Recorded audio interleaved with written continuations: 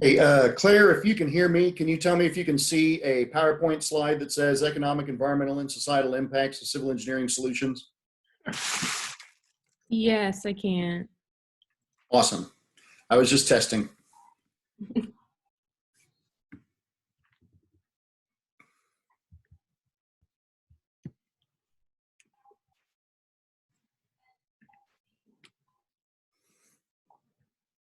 All right, y'all just hang tight. We're not scheduled to start for another 7 minutes.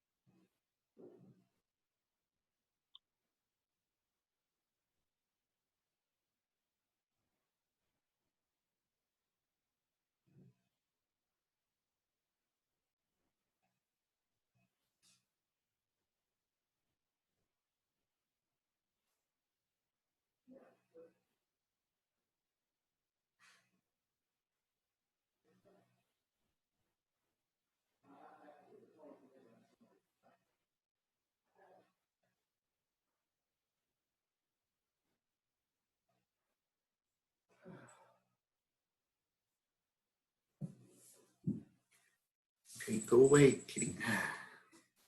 Looks like there's going to be a cat in my class.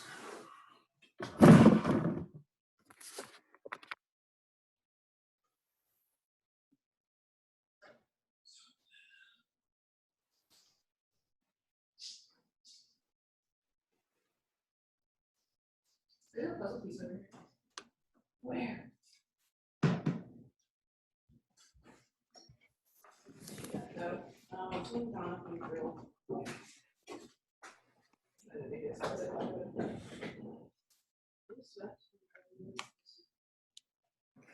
So we've got about 3 minutes left until class starts. So y'all go ahead and just chill for a few more minutes.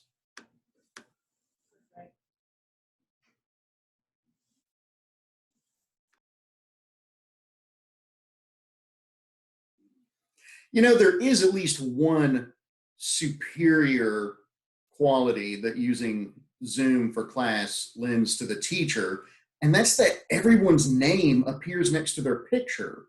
That's so handy. I want glasses that do that.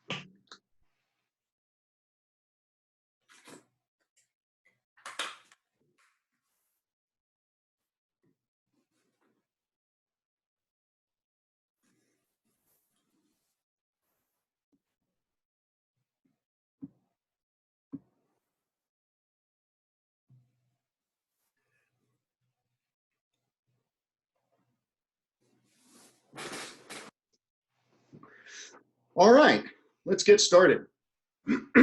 First of all, I'm gonna pick a random victim and make sure they can hear me fine. Cheyenne, you're the random victim. Would you unmute your microphone and let me know how the audio is? Yeah, I can hear you. Okay, good. And I can hear y'all pretty clearly as well. Okay. This is usually the time when I say something like, did anybody do anything cool or unusual over spring break that they want to share with the class? But I'm not today because I think I know what most of us did over this extended spring break, which is to stay inside a lot and maybe occasionally freak out a little bit. We have a person in my family who's particularly susceptible to infections right now, not my nuclear family, my mom up in Dallas. And so we're all struggling to stay as free and clear as we can so that we don't pass it on to her. All right. So everybody's got memo 1 back. Does anybody have any questions about memo 2?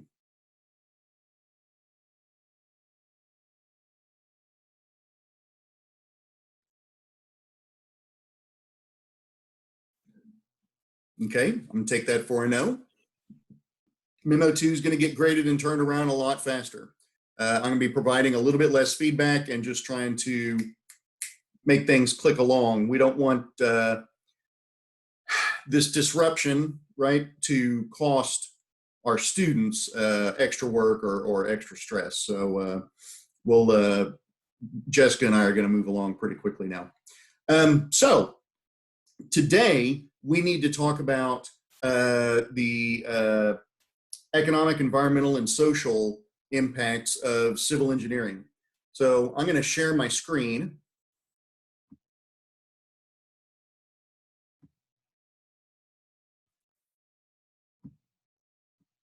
So you should be seeing a slide that says economic, environmental, and societal impacts of civil engineering solutions.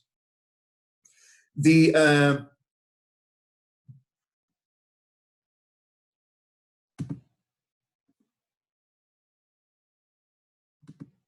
there we go.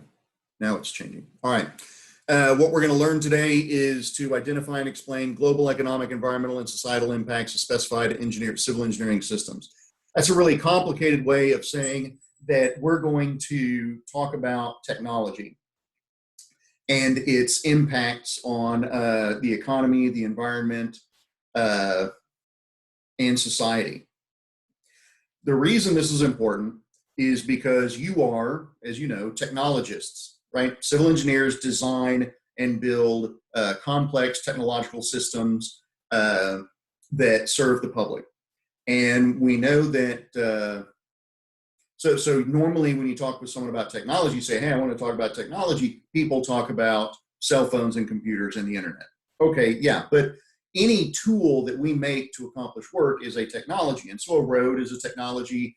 Certainly, if you look at an entire transportation system, that's a technology. Water systems, pipes, lift stations, desalination, all those are technologies, right?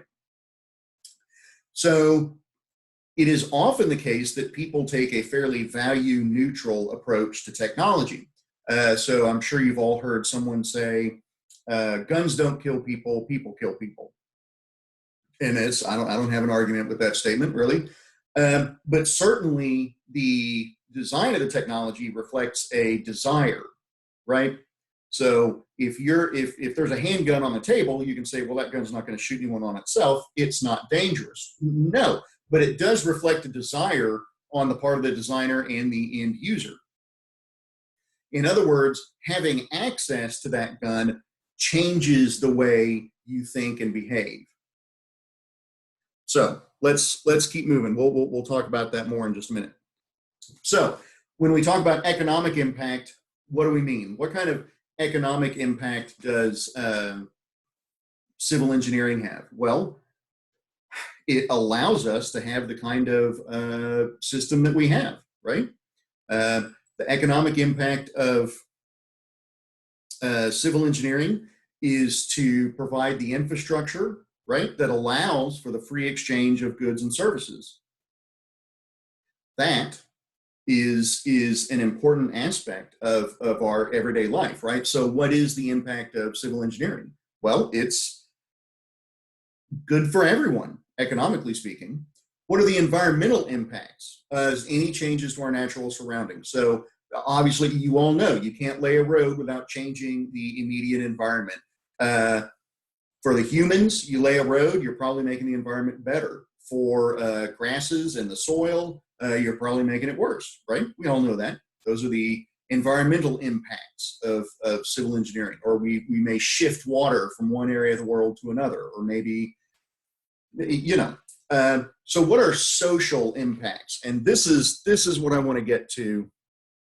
This is the important part. I think everybody, I'm going to stop sharing screens. I'm going to go back to video. Let me have a couple of answers. Let's see. I'm going to go with Victoria. Victoria, what's a major technology that affects your everyday life, and how does it affect your everyday life?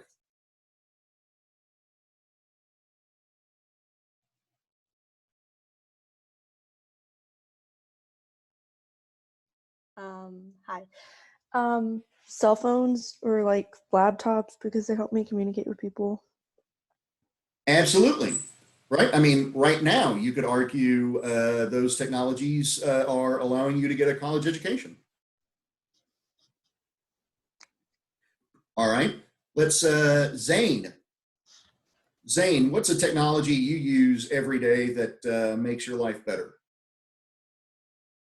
I'd say cars are technology I use every day to get around and transport and get me places I need to be. Right. And so, what's the social impact of cars? Social impact. I don't So really think know. about so let's sort of walk through it. Let's pretend that we're farmers in Central Texas in the 1850s, and I'm your dad, right? Zane's a good man. I'd be proud to have him as a son. Let's say Zane's my son. Who's he going to marry? Someone I can reach in my car. It's Oh, 1850. 18, right. My neighbor. Yeah, your neighbor, someone you meet at church. If it's the 1850s, you might wait for a Catholic feast day and then go to San Antonio because there'll be a lot of people there. That's not a joke. But Zane's potential marital pool is very low if he's a farmer in Central Texas in the 1850s. With cars and an interstate highway system, people date. Well, in fact, we've come up with a term for it, right? Long distance relationships, but you can still drive a couple hours and see each other. Or, Zane can go to a school that's further than walking distance. He can do business with more different people during the course of the day, right? There are also social impacts that are really unexpected. For instance, our courting and dating rituals have changed as a result of the introduction of cheap cars. Because a car is essentially a living room on wheels. A lot of aspects, and I'm just trying not to say it, a lot of aspects of dating have changed as a result of having cars around. Also, and this is, this is why we go to school, to learn fun facts like this one. The United States almost had sexually transmitted diseases wiped out in the 19 teens. And then everybody started driving around and spreading the love, you know what I mean? And now we have no control over STDs. It's impossible. They're everywhere. That's an unexpected social change brought on by a technology. And so you can't just say guns don't kill people, people kill people, without also understanding that access to those technologies changes the way you think and behave. Tell you a quick family story. My great grandmother was born in a log cabin in East Texas in 1876. So log cabin, right? 1876. Obviously, no plumbing, no wiring, no gas, no. Yeah, can y'all see the cat? That's my daughter's cat, Philip. He's entitled. So, great grandmother born in a log cabin. The reason I talk about my great grandmother is because I actually knew her. So we could have this same discussion, and I could talk about someone from the distant past who just exists as ideas and words now. I could say, we could talk about Martin Luther in the 1500s, and I could have this same discussion. But none of us knew Martin Luther, right? I could talk about King Arthur or Shaka Zulu or somebody who existed a long time ago, but it would just be names and places that we'd seen in books. But my great grandmother was someone I knew. She lived until I was 8 years old. And I played with her. I got to know her. We were good friends. And so this story means a lot to me. So she gets married when she's 16, and she and her husband moved to outside of Laredo and begin farming and raising kids. So they're outside of Laredo just before 1900, right? So the population of Laredo in 1900 was about 2,000 people, give or take. And but they lived outside of town. So when their kids were old, my grandmother, when she was so my great uncles were at this time I think 11, 8, 6, and then my grandmother was 4. Great grandmother's youngest child, my grandmother. All her brothers were going to school. And so she wanted to go to school. And so she complained until her mom let her go to school, even though she was 4 and therefore too young. But here's the thing. For them, going to school meant walking 2 or 3 miles through the wilderness. No neighbors, right? No streets, no lights, literally no infrastructure. Just whatever was already outside of Laredo for 2 or 3 million years was what they were walking through. Bear in mind, at this point in time, wolves were not yet extinct in Texas. I know you're thinking, we have wolves? We used to. Bears were no longer extinct in that area. Obviously, wolves. There was a lot of back and forth shooting and angriness over the border, as there is sometimes today. No law enforcement, no healthcare, no nothing. So this is what I want to ask. And I'm going to start with Ben. Ben, when you were 4 years old, did your parents ever send you out into the wilderness by yourself? I'm gonna say no. I hope not. Yeah, that would be a rare experience, don't you think? Just a little bit. Right. But it was their only choice, right? It was live and die on the farm or get what education is available and try to do something else. So my great grandmother would send the boys, right? 11, 11-year-old, 8, 6, and a 4-year-old girl. The two youngest would ride the donkey. That is not a joke. Would ride the donkey, and the two oldest would walk. I'm pretty sure my Uncle Leonard would be carrying a small shotgun, just for, well, probably because my Uncle Leonard likes to shoot stuff. But the point is, to us, that sounds almost savagely cruel. And yet to them, it was a good decision. So here's my point. Your parents have never done that to you because they didn't have to. They didn't have to choose between life and death on the farm or education and a better future for their kids. Therefore, our ideas, right, today, now, about education, safety, community are different than they would have been 120 years ago. The way we think of education, safety, and community is different now than 120 years ago, because in part of the overwhelming production of civil engineering infrastructure. My kids can walk around my neighborhood day or night and largely be safe. There's roads, there's streets, there's flood protection, there's neighbors, there's cell phones, there's occasional police patrols. It's not like it used to be. And so we have to look at the technology we've developed since then, right? Roads, clean drinking water, indoor plumbing, all those things. They have changed the way that we think and believe. And that means that as engineers, you cannot afford to believe that technology is just technology and that it's value neutral. You can't do that. You're going to have to, every time you design something, every time you get involved with a project, think about the changes that technology will make in someone's life.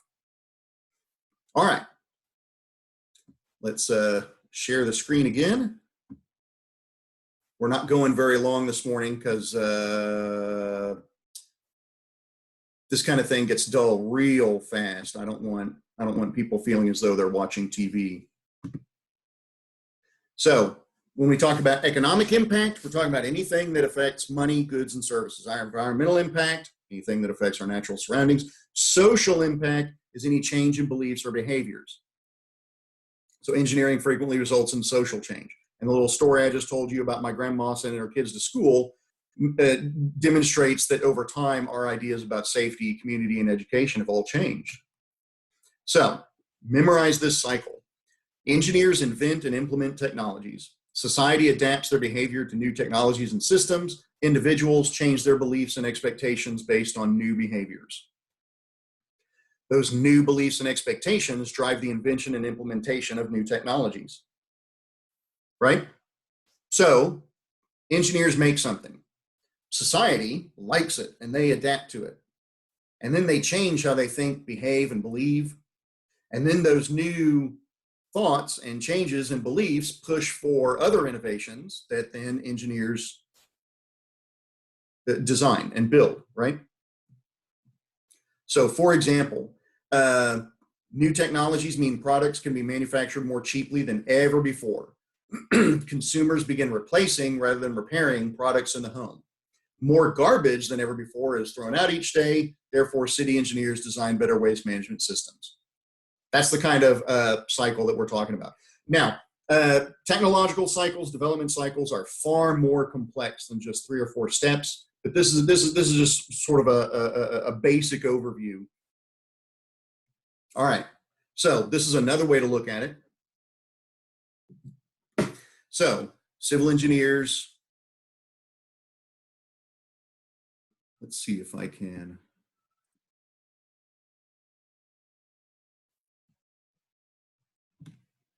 So civil engineers extract, yeah, that's awful. Civil engineers extract resources from the natural environment, right? Water, soil, rock, aggregate of various sorts, wood, and that gets turned into the physical infrastructure, right?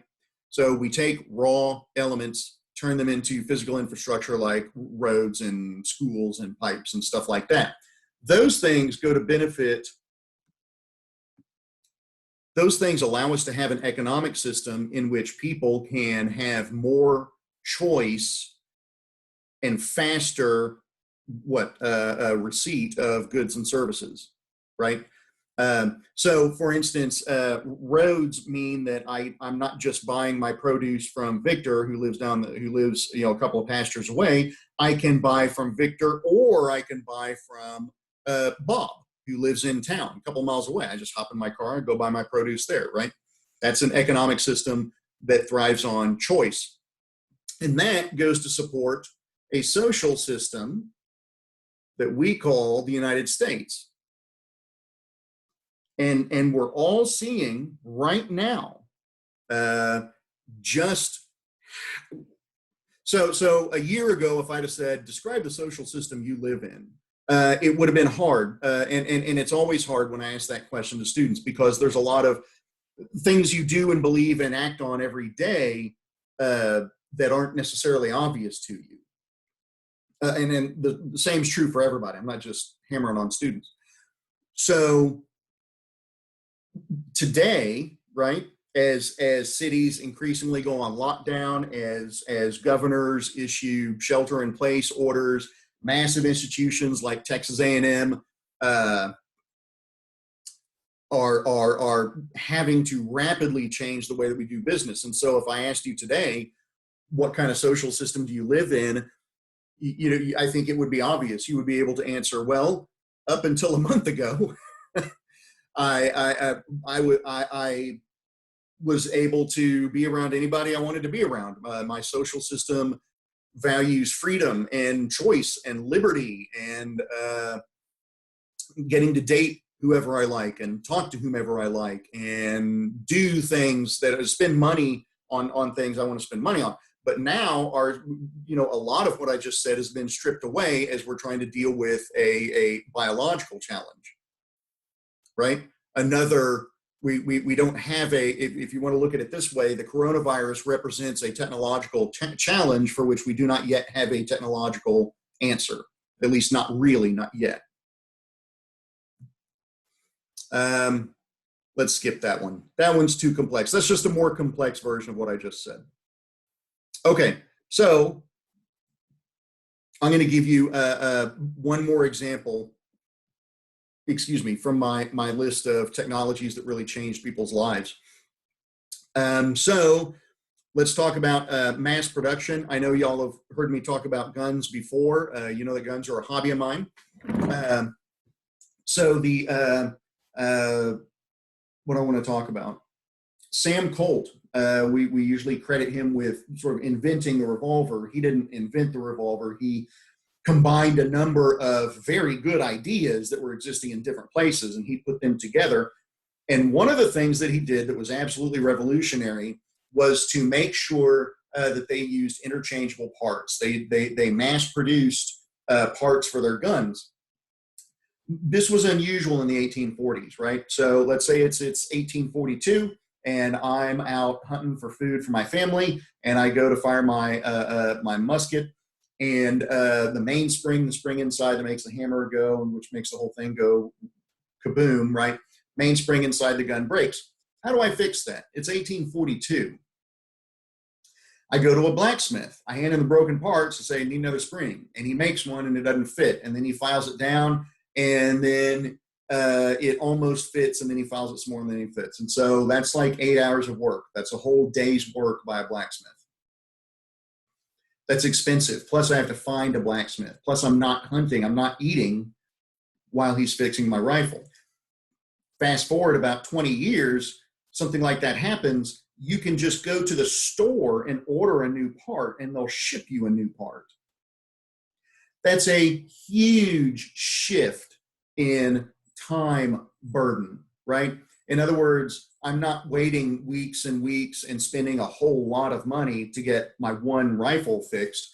I'm waiting weeks to get a part machined perfectly for my weapon. It will snap right into place. And in fact, I could buy 2 or 3 maybe and just keep them around for parts. That means that I'm spending time doing things like writing poetry, learning to knit. Maybe I help my neighbor clear a little bit more land, and then he grows a little bit more, and then we both benefit. Maybe, right? So standard of living jumps up as a result of mass production. Mass production, interchangeable parts, means that you pay less to get by every day. That means you have more time. So let me give you another example. This one's purely civil engineering. When the Romans invaded Britain, Julius Caesar invaded Britain in 56 AD, failed spectacularly, left, came back 2 years later, and accomplished his goals. Took over Britain. One of the things that was going on on the island of England at the time, the cat's biting me, was that after your harvest, you put all your grain into this essential a barn. We call it a barn, and over the course of the winter, dampness and rodents would account for about 80% of what you stored. So wintertime was a time of hunger, starvation, sometimes death. The Romans come in, and I'm not saying colonization is good, but one of the things the Romans introduced was brick construction. You build a barn out of bricks, and suddenly your losses flip-flop. Instead of losing 80% of your harvest, you lose only about 20%. Now what's wintertime? Wintertime is a time of plenty. Wintertime is a time when families get together and celebrate, right? You have a lot more babies surviving, mommies surviving. That leads to a population boom. The less time spent having to harvest as much as you possibly could, because otherwise you would die, means people, there was a big cultural renaissance during that time. Anglo-Saxons started, sorry, they weren't Anglo-Saxons yet. The people who lived in England, there's a big explosion of poetry and art and stuff like that as a direct result of brick construction. It's a remarkable process, right? How lives change as a result of the introduction of a new technology. All right. So those, and this is just a list of similar technologies from the 20th century. All right. So since we're talking about social and environmental change, we need to look at ASCE's policy statement 418 on sustainable development. That's the challenge of meeting human needs for natural resources, industrial products, energy, food, transportation, shelter, and effective waste management, while conserving and protecting environmental quality and the natural resource base essential for future development.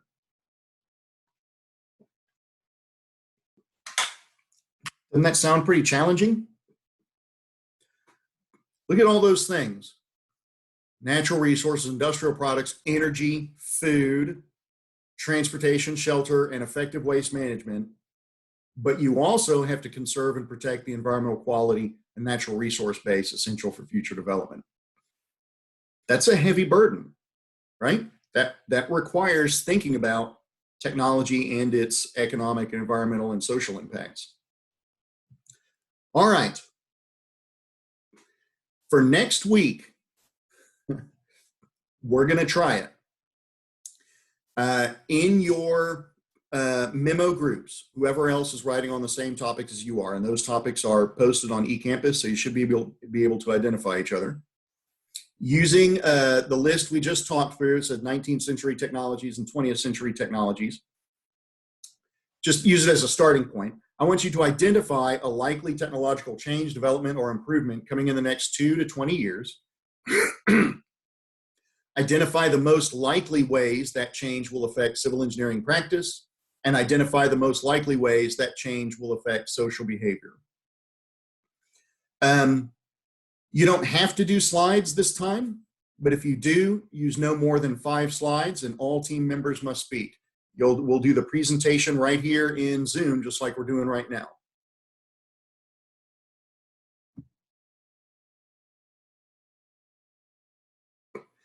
Does anyone have any questions?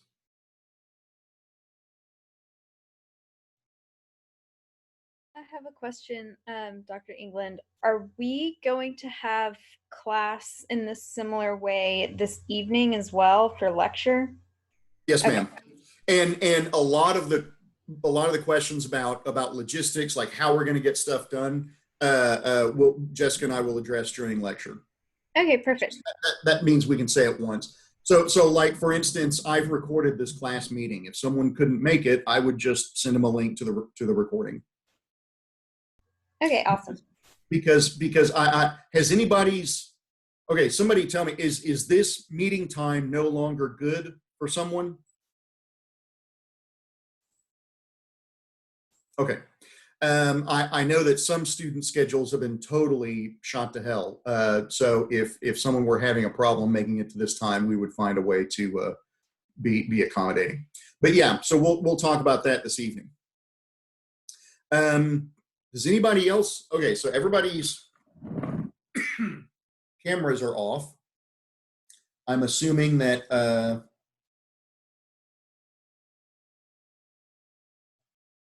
we're all listening. It's difficult to know. Okay, I will stay here for, also our meetings are going to be a heck of a lot shorter. Delivering information like this is not as effective as doing it in person.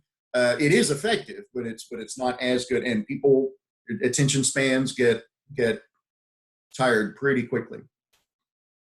All right, I'll stay here for another few minutes if anybody has any questions. If not, I look forward to seeing you in a few hours. Class dismissed. Dr. England, you said that the group meetings were going to be with the people that had the same topics, right? And not just the ones from the same group as the last time? Yes. Dang it, Ben. Yes, I'm going to go with yes. Yes, that's what I meant. To which one? In your memo topic groups. Okay. Okay, thank you.